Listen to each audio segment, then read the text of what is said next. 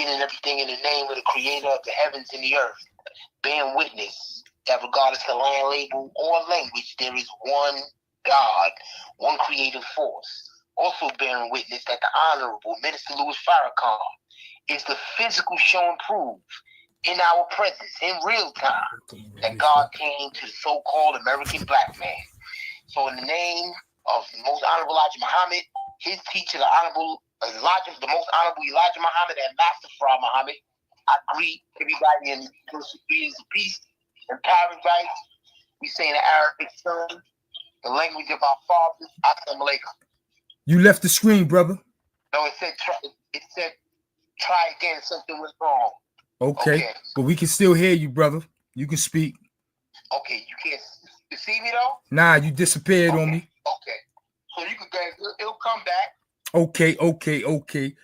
Welcome, ladies and gentlemen, brothers and sisters. Right okay. You welcome. Nah, I can't see you. Okay, what the hell? But we can hear you. We can hear you though. Okay, cool.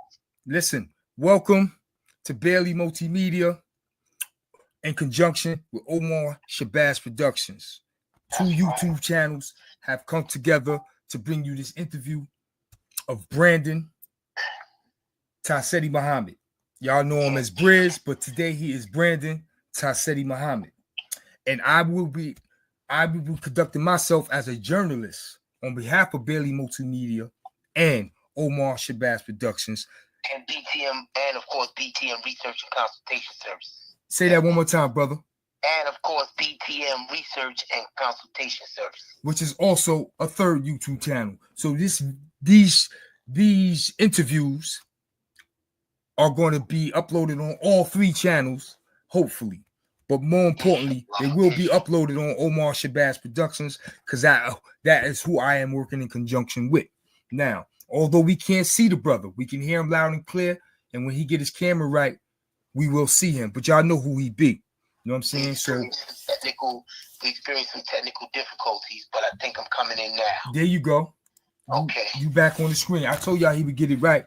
Okay. I'm going to start it off with the very first question.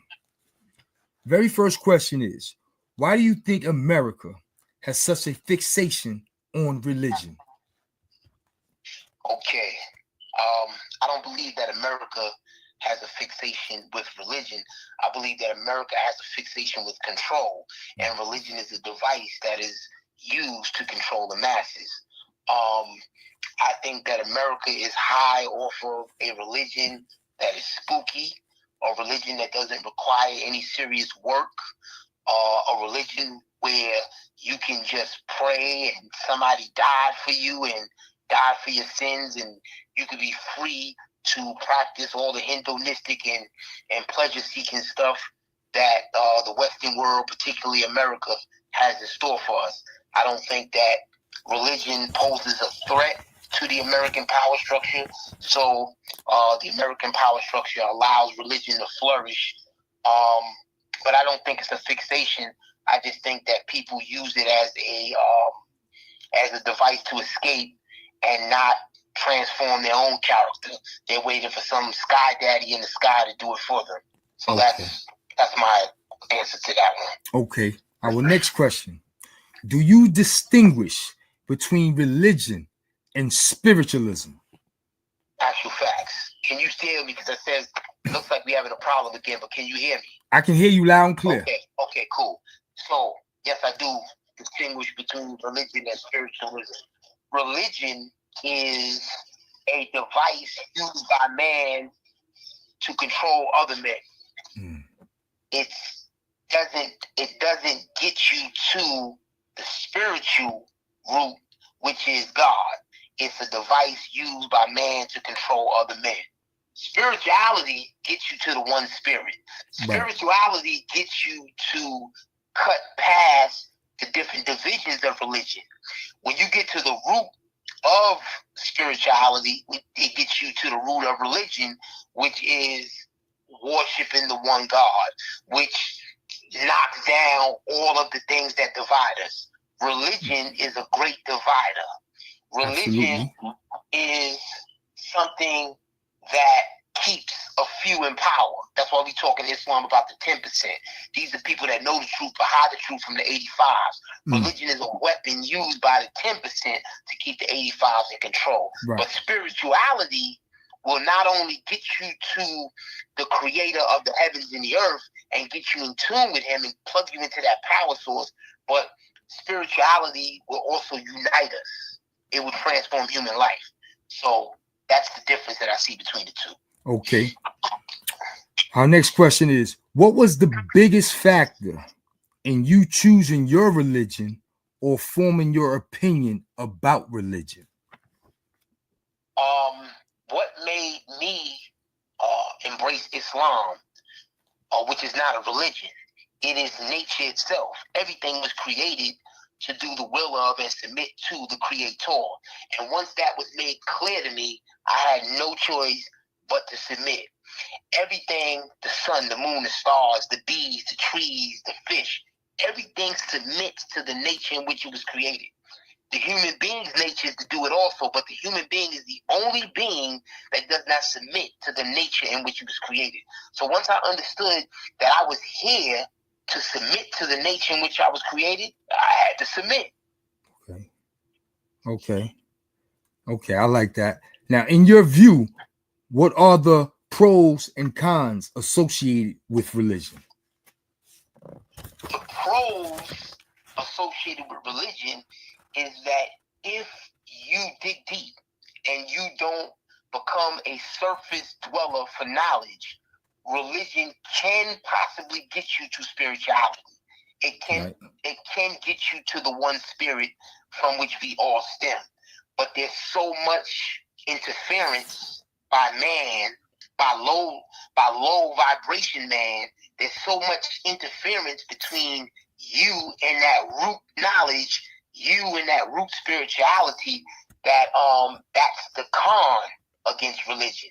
That man has co-opted man, and man that is in pursuit of worldly power has co-opted religion. So that's the con. It's just too much man. It's too much man-made nonsense that keeps you from that core spirituality that will get you to the one spirit, which is your nature, which is hardwired in your nature. But man that controls religion, he doesn't want you to get there. He wants you to worship him. Right. He wants you to worship some spook in the sky that takes you away from your own inner divinity. Right. That is, of course, something that plugs you into the divine that was self-created and made all this possible. Okay. What are some of the positive things that came out of the Nation of Islam? Some of the positive things that came out of the Nation of Islam is wholesale and multiple instances of transformation in human life. We're talking about the Malcolm X's and the Farrakhan's and the Khalid Abdul Muhammad's, and we're talking about organizations like the Black Panther Party that was inspired by Nation of Islam leadership. We're talking about organizations like the Black Liberation Army that was inspired by Nation of Islam leadership.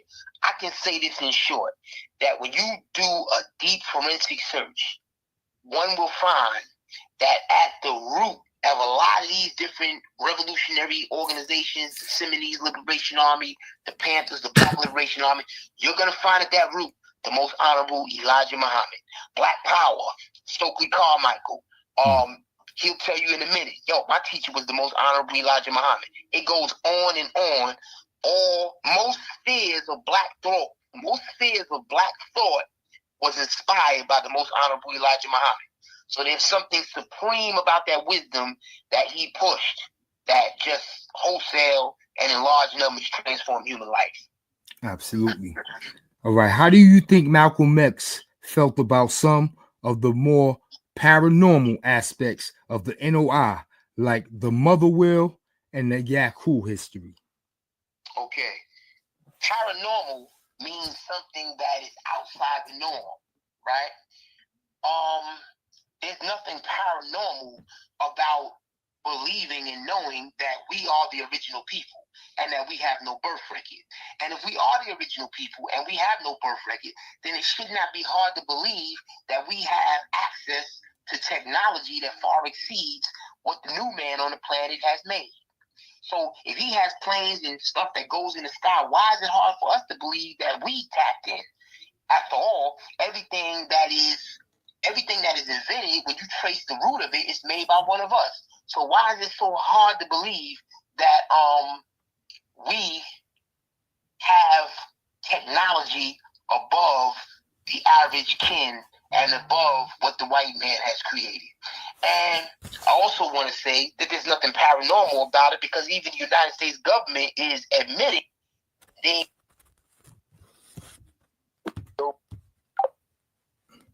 I am so sorry, y'all. That is my bad. Somebody tried to call my phone.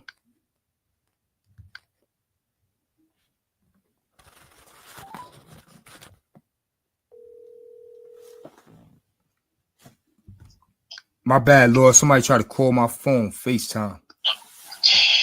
Unbelievable. We was live. No, we still recording. Okay. All right. So we back on? Yes, sir. Okay. So even when you let me get back on in the studio. Okay. So even when you get to when you get to everything that's been invented in the last 100, 200 years, it's been by one of us. It should not be hard to believe that we have technology that far exceeds what the new man on the planet has created. Absolutely. Malcolm, if I'm answering the question right, Malcolm was a man that believed in scripture. The book of 2 Kings talked about Elijah going up to the heavens in a whirlwind of chariots and fire. The book of Ezekiel, which many of us believe is prophecy, Ezekiel the prophet saw a great mechanical device in the sky that resembled what we call the wheel. It should not be hard for us that understand that we are the aboriginal people of the universe who have no birth record. It should not be hard for us to understand that we have technology that far exceeds what the new man on the planet has created or has made. And Malcolm X believed this stuff to the day he died, despite the popular narrative. To the day he died, Malcolm X was trying to find a way to get back into the Nation of Islam. And if you look at some of Dr. Wesley Muhammad's lectures, he has the proof. There's one that says, there's a lecture on YouTube that says, by Dr. Wesley Muhammad, it says that Malcolm X never wanted to separate from the Nation of Islam. Next question. Would Master Farrar and Elijah Muhammad approve of today's NOI? Not only would they approve, we believe they do approve. See, we don't believe that the most honorable Elijah Muhammad is dead. We don't believe that Master Farrar Muhammad is dead. We believe that these brothers are alive. And even if you can't embrace that, they're definitely spiritually alive. I said in the opening, and I hope we caught the opening, I said that the Honorable Minister Louis Farrakhan is the physical show and proof in our presence in real time that God came to us in the person of Master Farrar Muhammad. So I believe that, and I know that the Honorable Minister Louis Farrakhan is continuing the legacy of the 2 brothers that were before him. This is a brother who has got brothers like me to clean up. Right. When you hear the things coming out of my lips, bro, I used to be a Brooklyn savage. You hear the things coming out of my lips and the things that I've been able to do. This is because I've been educated by a brother who met a man who was God, who was the supreme power and force on the planet. Right. In wisdom. So it's the wisdom that comes out of our lips and the things that we're able to do in the neighborhood of transforming human life that bears witness to the supreme wisdom that we come under. So what the Honorable Minister Louis Farrakhan has been able to do with tens and thousands of people is proof of who he is, and it's proof of who's backing him. Peace. Next question. Okay, I want you to know you are on the big screen. We rocking and rolling. Okay, alhamdulillah. Praise be to Allah. Yes, brother. Can you tell us about some of the hypocrisies of this country? Hypocrisies of this country? Well, none of the institutions can be trusted. You can't trust the police. You can't trust the political system. You can't trust the food. We're talking about, you're talking about people that allow us to eat food that other countries ban.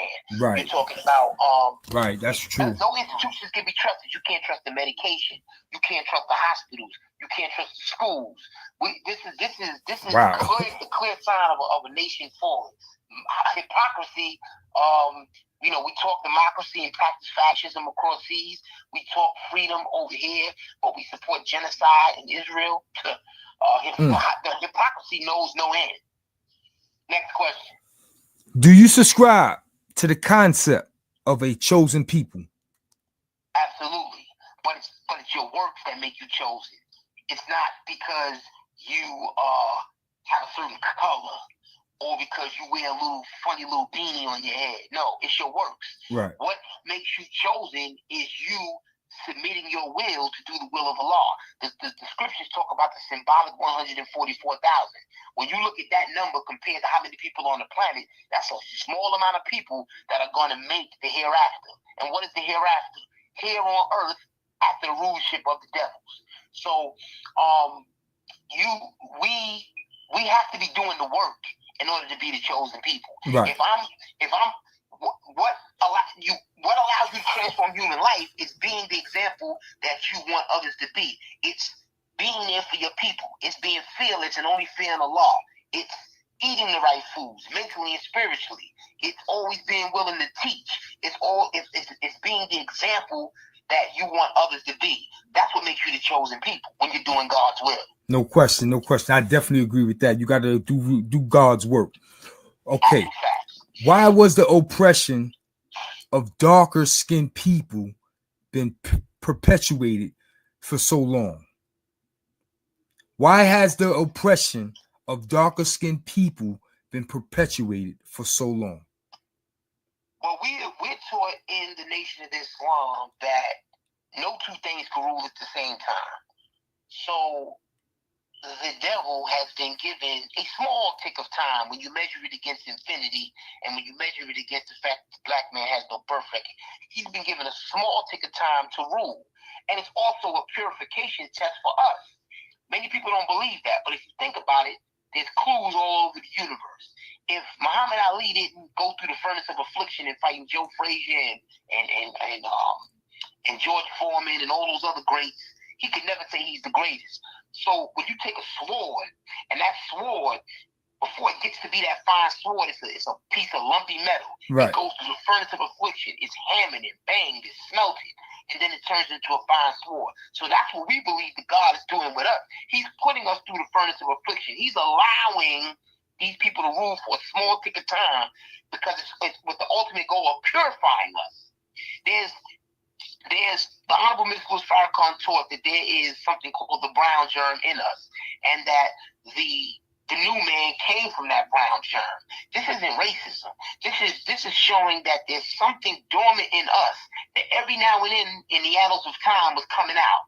The moon was the deportation of the moon, Shabzz being a rebel and civilizing the interior of Africa without the permission of the 24 elders, and other things, the rebellion of our people in East India back in the days, 17,000 years ago, and they came over here and settled what we know as North America. That was all rebellion. Every now and then we was doing something that was showing that there was a wobble in our character. We wasn't perfect yet. Right. So we're taught that the devil was brought into manifestation through the workers of Yaqub so that we can get a physical picture of what lay dormant within our own selves.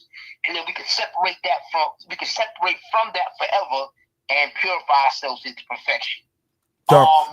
So that's the purpose, and I segued into the purpose of Yaqub and the whole science of that. But the ultimate aim is to make us perfect in our submission and perfect in our representation of the Creator of the heavens and the earth.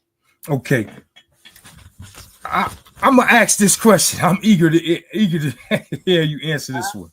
I said I'm eager to hear you answer this one. As an American, what gives you the most pride and the most shame? Well, I'm not an American. I knew that was coming. I am a member of the sovereign nation of Islam.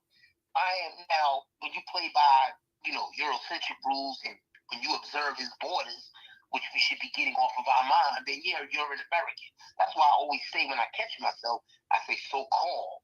Right. But we are it's nation time. Right. It's nation time, and we are in the mind of understanding that we are the nation of Islam. So I am not an American. I don't recognize his borders. And to the extent that I do, it's by force. I don't mentally recognize his borders. I know that this whole planet is called Asia. And that's a word of unity. That's why you hear Asiatic black man. It's not talking about some Chinese dude in the Far East. The entire planet, we're taught, at one time was called Asia. So I don't respect these borders. And Amerigo Vespucci was a European. So if I'm calling myself, and Scipio Africanus, I believe also was a European. Right. And if he wasn't a European, he was definitely part of colonial Rome. So I got to separate my mind from that. By calling myself an African American, I'm calling myself a white man. I am not, no disrespect to anybody, but I am not a white man. Right. I am a black man. I am an Aboriginal man. I have no birth record. I am indigenous. I have no borders. The Supreme Wisdom Lesson says that we took the best part of the planet Earth. We took the best part of the planet Earth for ourselves because we lived on the entire planet. That's how we knew which part was the best part. So the whole earth is ours, and one day we believe it will be.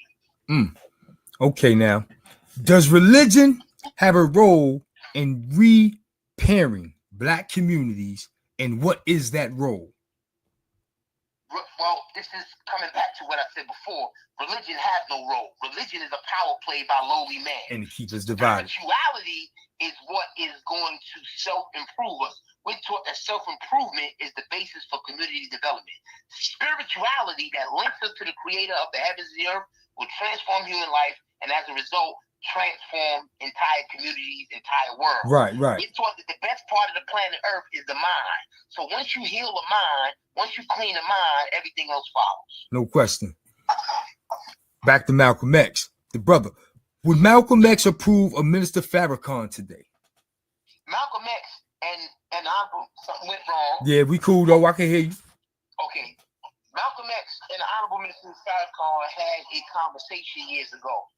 And Malcolm X told the Honorable Minister Farrakhan that he wished that Farrakhan was the one that had to learn from the lessons that he himself were going through, as opposed to Farrakhan learning from his lessons. So Farrakhan learned from the mistakes of Malcolm, right. And you can see he took it to great levels.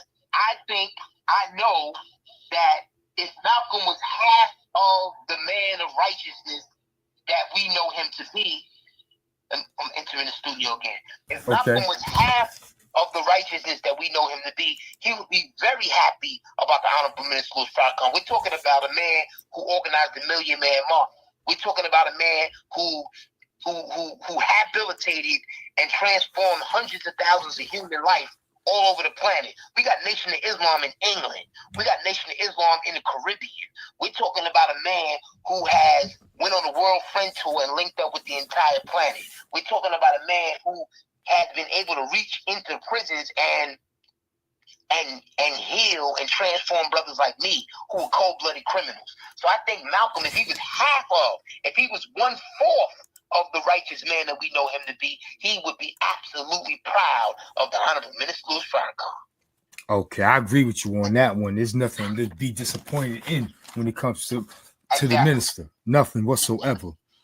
Okay, is it time to remove religion and religious conversations from the landscape? Well, again, I don't think the brother Omar understands the difference between religion and spirituality. Religion is junk. Religion is junk, and it's up to the individual to get to the root knowledge of religion so he can get to spirituality. So religion is junk. It's junk science. It's spooky nonsense. It's a power play by lowly man, the popes and these different chump imams and all these different people that are not about transforming human life, but trying to stay in power. These fake scholars in religion, they don't know anything. How can somebody teach you about a mystery? How can God be a mystery and somebody teach you about a mystery? So that right there shows you that religion is junk. But spirituality gets to the root and gets you to God, and we need that because we can't have how are we gonna have a revolution and we still got the same sick and demented minds as the people that we fighting against. Right. Right. Okay. I'm with you. I'm finished. Next question. All right. This is a two-part question. Should artists have a role in the liberation of their people? And when I say artists, I mean the musicians, the actors, painters, dancers, rappers, etc. Absolutely. Mao Zedong had the cultural revolution.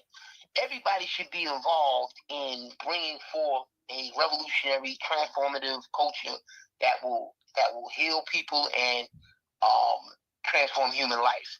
I think that when you got brothers like Dave Chappelle, who are funny, but they're able to also breathe wisdom into the humor, that transforms human life. I think that, we go back to a time when hip hop was transformative. Right. When, you would hear Farrakhan's a prophet who I think you ought to listen to. Right. And then it would make you get on the gate. I first heard that in '88, and I called down to my man G that passed away.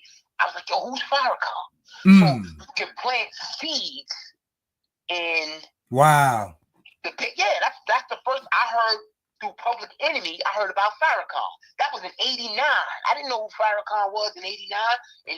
So I called down to my boy B.M.G, the one who, ironically, put that work in. And I was like, yo, G, who's? He was like, yo, I remember him saying something like, yo, that's one of the Muslim brothers, man. It ain't God body, but they like Muslims. I said, oh, okay. But the seed was planted. Then years later, I'm seeing more. I'm getting the Amsterdam news. I'm getting different papers and reading stuff and reading more. And but the seed was planted. Right. So to answer your question, artists and painters absolutely have a role to play because they can plant seeds. No question. And then somebody else can come and water those seeds later and transform human life. Quick story. I remember I knew who Farrakhan was a little bit earlier than you. I remember it being a kid and not knowing who he was. But you remember, if you do history, Farrakhan touched Madison Square Garden in the 80s. Actual facts. And I remember my elder aunts talking about it in the kitchen. Right. They were going to Madison Square Garden to see Minister Farrakhan. That was the first time I heard who he was when they said what they were going to do to go listen to him speak. So that's why I knew who Minister was.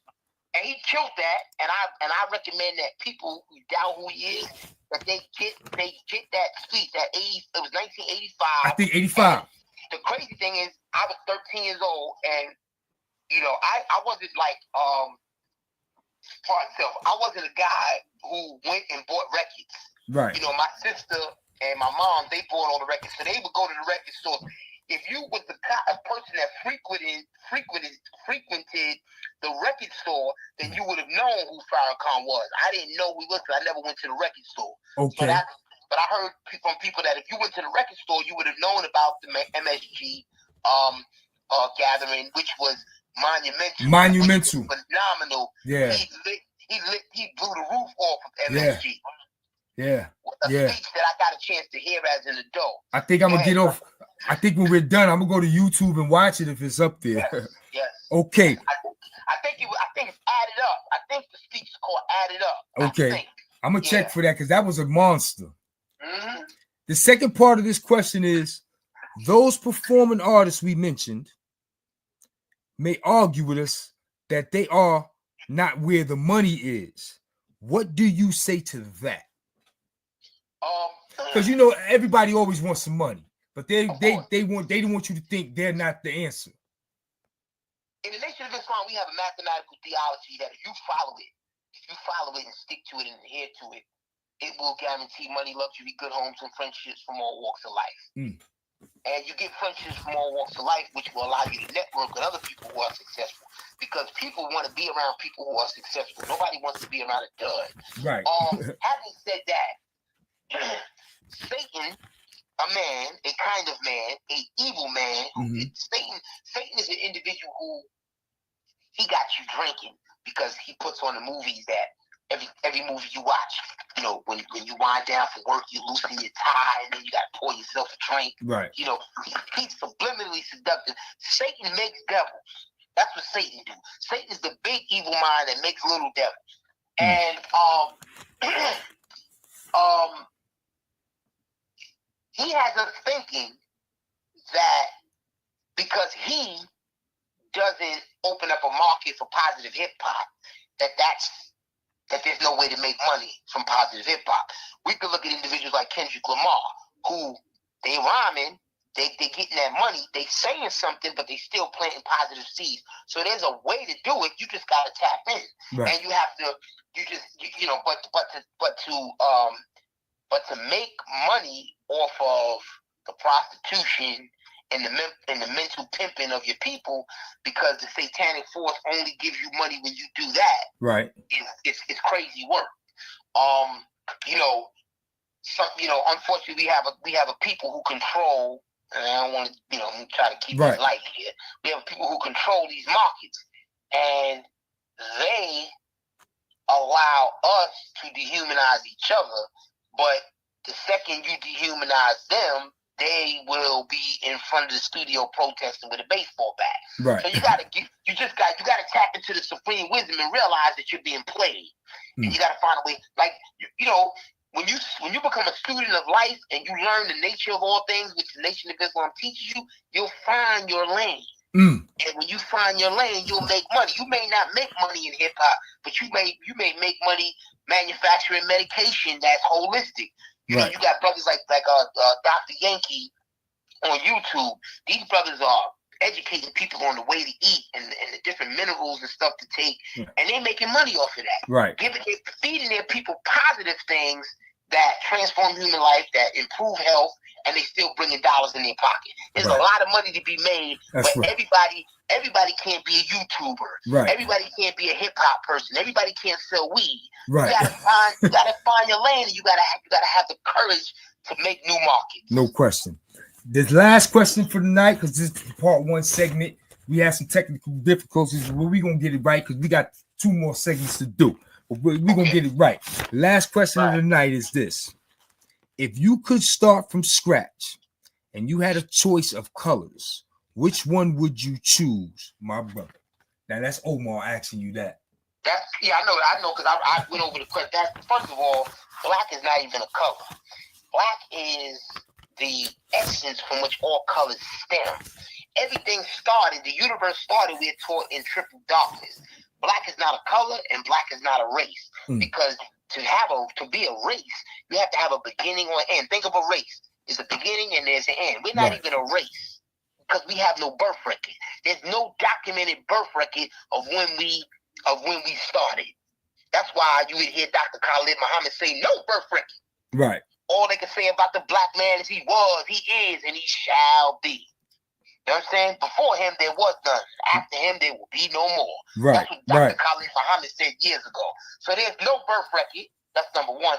And we are not a color, and we are not colored. Because colored indicates that you were in an original state, and then something colored you. Something. Just think about that word. You think of painted. That means something was painted. ED. Right. Colored means that somebody did something to you. We are in our natural state. We are the aboriginal people of the planet. We are from the primordial darkness from which all life stemmed. Right. We ain't no color, bro. Right. Everything else is a color. I like how you broke that down with the ED at the end. Yeah, ED. You think of pitted, what's the things we eat during Ramadan? Dates. Pitted dates. So you have dates that aren't pitted, and then you pit them. Right. Pitted. Right. Something colored, something painted. That means it was touched. Something doctored. That means something happened to it. We are the original people. Ain't nothing happened to us. The only thing happened to us is we've been mentally grafted into little devils. because we've been living in a land of rebels and outlaws for the last 400 and something years. But we ain't colored, bro. Don't let nobody ever tell you colored. You ain't no colored man. Who is the colored man? Right. Right. It ain't us, bro. Who is the original man? Right. The original man, the Asiatic black man, the maker, the owner, the cream of the planet Earth, God, universe. And I want to say in closing for this segment, if I may. Yes, you I may. want to say in closing in this segment that these teachings are what we need. That don't mean you gotta be. That don't mean that you gotta have a bow tie and be slinging, bean pies and all that. Although I believe that has its place, that has its lane, it has its place.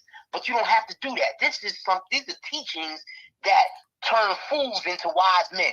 So we need that. These are teachings that make you fearless. They have no fear for anything but Allah. So to my brother Omar Shabzz, I hope that he's able to accept this reel in the condition that we're going to send it to him. If not, we'll find some use for it. No question. All right. Peace and grace, family. Thank you, brother. I look forward to speaking to you again. Yes, sir. Thank you, brother. Salute. All right, one. All right. Okay, that was Bridge part 1 of the segment, man. Yo, he planted some seeds for big fruit, son. I had a great time talking to the brother, man. I had a great time, man. That was part 1 of the Omar Shabzz Productions in conjunction with Bailey Multimedia and me being your host, Fuquan Bailey. It went down with the brother Brandon Ta-Seti Muhammad. It was a good look. We had a great time. I told y'all the boy sharp. He planted some seeds for your boy Big Fruit tonight, man. And I'm looking forward to going to do some research. But I'm very much looking forward to going to look for that 1985 Minister Farrakhan at Madison Square Garden. If you've never seen that, man, when you turn off this video, make sure you tap into that, man. Minister Farrakhan, Madison Square Garden, 1985. I'm telling you, man, it was a movie. Until next time, y'all know what it is. It's your boy Fuquan Bailey representing Bailey Multimedia. Salute.